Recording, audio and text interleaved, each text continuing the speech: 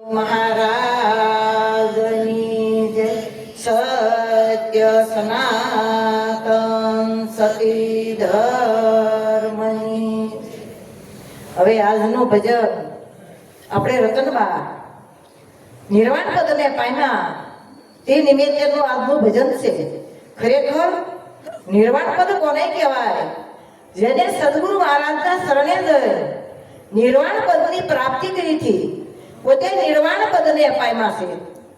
કે નિર્વાણી મારા સદગુરુ નિર્વાણી એ કરાવે આત્માની ઓળખાણી, આત્માની ઓળખાણ પણ કરાવે. ખરેખર સદગુરુ મહારાજ કરાવે તો રતનબાઈએ સદગુરુ મહારાજના શરણે જઈ ખરેખર એના આત્માને ઓળખ્યો હતો.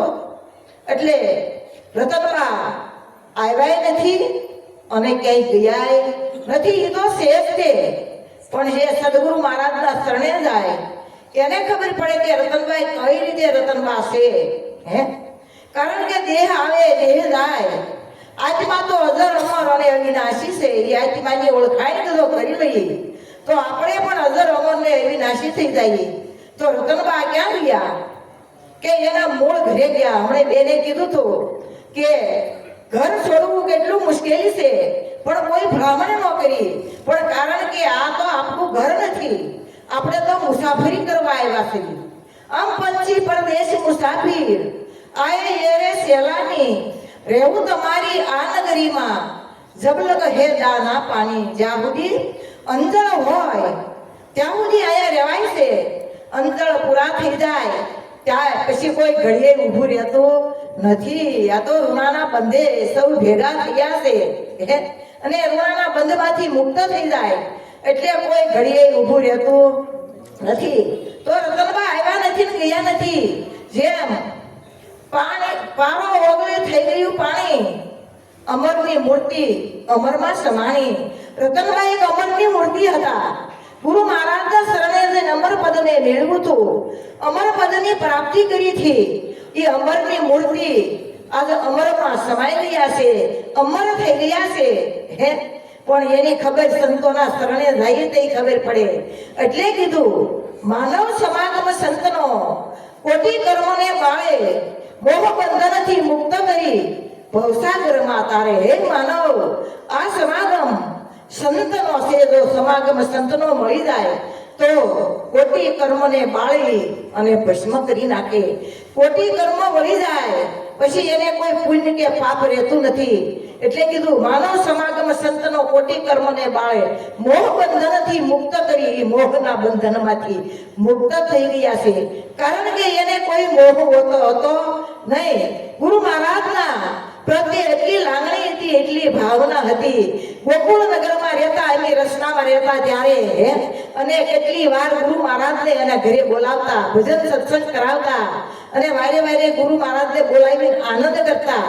એ રતનબાનો આનંદ, એમના આનંદ અને પ્રેમ એ અતૂટ છે. એટલે કીધું કે ગંગાના નીર તો વધે ઘટે, એક સરખો પ્રેમનો પ્રવાહ જનનીની રોજ સખી નહીં જડે. કારણ ગંગાના નીર ઓટ આવે અને જાય, નીર વધે ને ઘટે. કારણ માનો પ્રેમ તો એક સરખો છે. માનો પ્રેમ એક સરખો.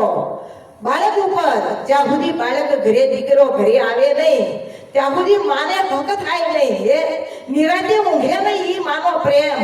એટલે કીધું હરીને ન મળી માં ત્યારે પરમેશ્વર પશુ થયા, જશોદાના જાયા કાન કેવાના કાગડા. જ્યારે હરીને માનો મળી ત્યારે પરમેશ્વર જેવા પશુ થયા. એટલે કચ્છા અવતાર, મચ્છા અવતાર, વરાહ અવતાર, પરશુ અવતાર, આવા 10 અવતાર ધારણ કરે. જ્યારે માના ઉદરમાંથી દર્શન દીદાર કરાવે ત્યારે તો આવી રીતે આ માનવ સમાગમ સંતનો કોટી કર્મને બાળે ત્યારે મનુષ્ય જન્મ મળે છે. મનુષ્ય જન્મ એમનામાં આપણને મળતો નથી. આ અનેક પુણ્યના જન્મ, અનેક જન્મ પુણ્યના જન્મ આપણને જ્યારે પ્રાપ્ત થયા હોય ત્યારે આ શુભ કર્મ માંથી મુક્ત થઈ શુભ કર્મ આપણને પ્રાપ્ત થાય અને આ સંચિત કર્મના કારણે આપણને આ મનુષ્ય દેહ મળે. મનુષ્ય દેહ છે એ પાછો વળી મોંઘો છે. મોહબંધનથી મુક્ત કરીને ભવસાગરમાં તારે છે. મોહબંધનમાંથી આપણને મુક્ત કરે છે. હવે એની માથે કઈ મોહ હોતો નથી. મોહ કેવી રીતે નથી? કારણ કે દેહ છે એવું નથી, દેહ મારો નથી, તો એને કોઈ દી મોહ હોતો નથી. જ્યાં સુધી આ દેહ છે એટલે હમણે ભગવાન મહારાજે કીધું હતું એમ કે દ્રશ્ય પદાર્થમાં આપણી સુરતા જ્યાં સુધી ભમતી હોય ત્યાં સુધી મોહ માયા હોય. નરસિંહ મહેતાએ કીધું કે મોહ માયા એને વ્યાપે નહીં. સકળ તીર્થ તેના તનમાં. આ મોહ માયા પછી એને વ્યાપતી નથી, કારણ કે એના પોતાના સ્વરૂપનું એને ભાન થઈ ગયું છે. માનવ મૂળને વિચારી કે તું સંગ કોનો કરવો, માનવ મૂળને વિચારી સંગ તારે કોનો કરવો એનો તારે વિચાર કરવો અને સત્યનો સંગ મળી જાય, સદગુરુ મહારાજનું શરણ મળી જાય તો આ ભવસાગર તરી જવાય એવું છે. ભવસાગર કીધું કોને? કે આ સંસાર રૂપી સાગર છે એ ભાવનાનો સાગર છે અને એ ભાવનાના સાગરમાં એક આ મનુષ્ય દેહથી તરી જવાય છે. શેનાથી તરી જવાય? મનુષ્ય દેહથી તરી જવાય. સંસાર સુતો મોહ નિંદ્રામાં જાગી જોવે નહીં કોઈ. નાણો લૂંટારા લૂંટી જશે પછી સગું થશે નહીં કોઈ. સંસાર શેમાં હોતો છે? મોહ નિંદ્રામાં. આ સંસાર છે. સંસાર સાગર મહાજળ ભર્યો, એમાં કોઈ હરિજન હંસ વાણ અહંકારે પકડ કરી લો માલવી પુરુષની તો વિરલી પાર ઉતારે. કોઈ એવા નિવેદન આવે મન માયલાની ખબર્યું લાવે. મન માયલો છે કોણ? કે પોતે હું કોણ છું? આ પાંચ તત્વના દેહની અંદર હું ક્યાંથી આવ્યો છું અને આ દેહ પડ્યા પછી મારે ક્યાં જવાનું છે?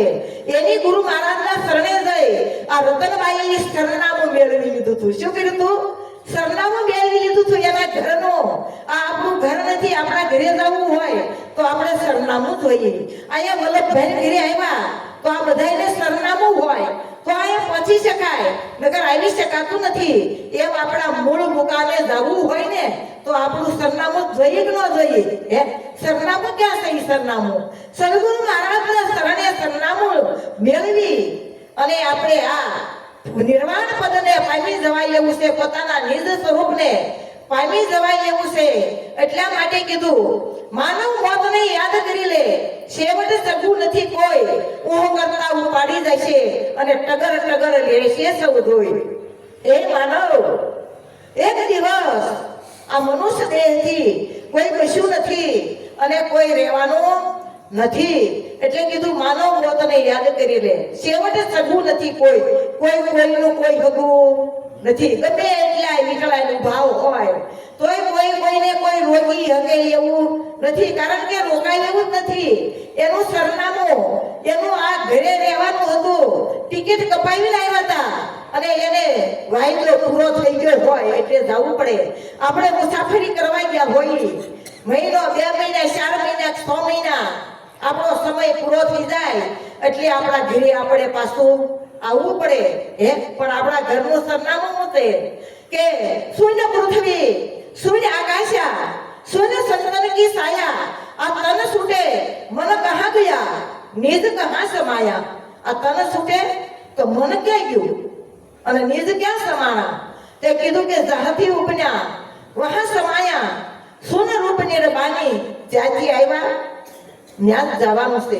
હવે આપણે ક્યાંયથી આવ્યા છીએ? ક્યાંયથી આવ્યા નથી, ક્યાં જવાનું હોય? ક્યાંયથી આપણે આવ્યા નથી. આપણે હતા જ તે રામનગરના વખડમાં નિરાંત નિર્ગુણ દેશ અંબર ફળિયા નીપજે વર્ષે મેઘ હંમેશ નવખંડ પૃથ્વીની અંદર પોતે સરાસર રૂપે વસી રહ્યા છો. ક્યાંય આવ્યા નથી, ક્યાંય જવાનું નથી. આવ્યા હોય એને જવાનું હોય, આવ્યા ન હોય એને કઈ જવાનું ન હોય. પણ એ સરનામું આપણે મેળવવું પડે. સરનામું મેળવવા વગર કઈ મેળ આવે નહીં. અને એ સરનામું જો મેળવી લઈએ તો આપણે મૂળ મુકામે પહોંચી જઈએ અને આપણે મનુષ્ય દેહ મળ્યો એ સાર્થક થઈ જાય. માટે પોતાનું સરનામું મેળવી લેવું. મોંઘામાં મોંઘો મનુષ્ય દેહ છે કે પશુ કે પણ આપણે નરકા કશું ના હોય. જો નર ઉદ્યમ કરણી કરે તો નરથી નારાયણ હોય. પશુ નહીં. જો પશુ મરી જાય ને ત્યારે એના સાંભળાના ઢોલ નગારા થાય, પગના પગરખા થાય હવે મનુષ્યની સપની રીખ્યા કામમાં આવે. છતાંય કીધું કે જો નર ઉદ્યમ કરણી કરે તો નરમાંથી નારાયણ હોય, તો નરમાંથી નારાયણ બની ગયા હો. આપણી જેવા 5 તત્વના દેહ હતા કે રામ કૃષ્ણ મહાવીર સદાનંદ સ્વામી જતી સતી પીર પેગંબર ઓલિયા પણ પોતાના નિજ સ્વરૂપને પામી ગયા.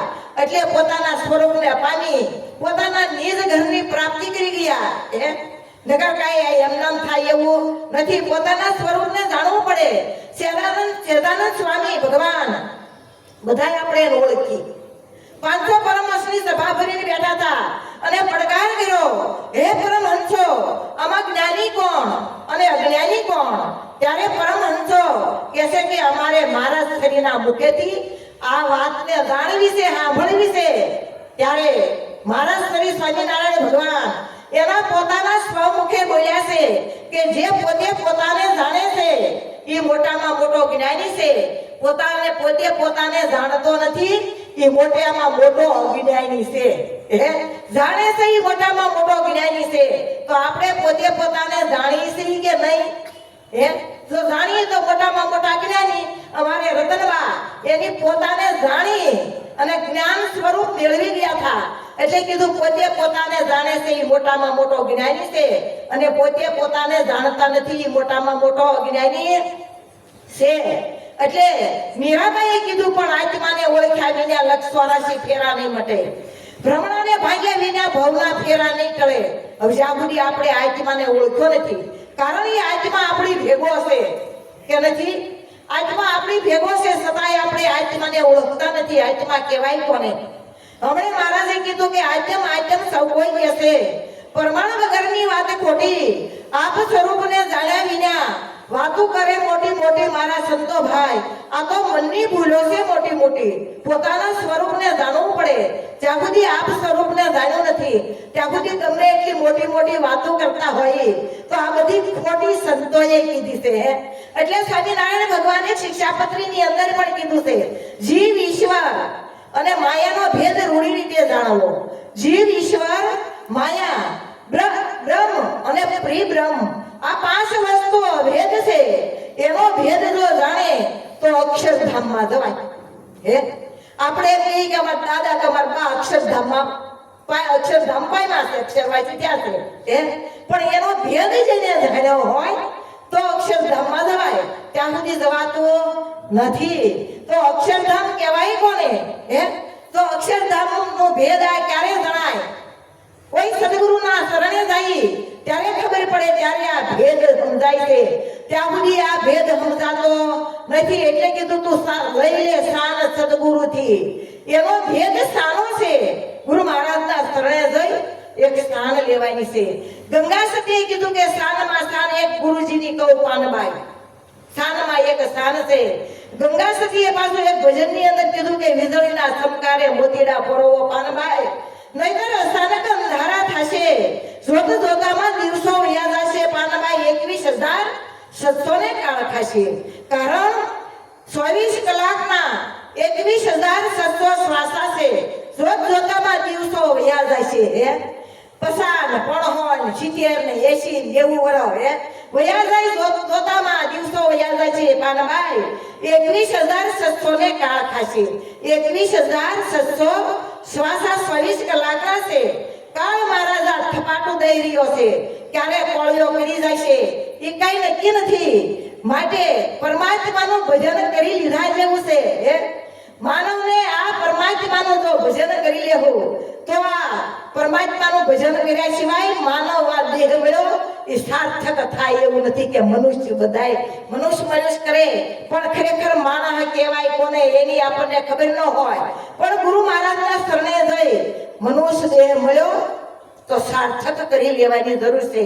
અમારા રતનબાઈએ મનુષ્ય દેહ એને મળ્યો સાર્થક. સદગુરુ મહારાજના લાલજી મહારાજના શરણે જઈ મનુષ્ય દેહ સાર્થક કરી લીધો છે.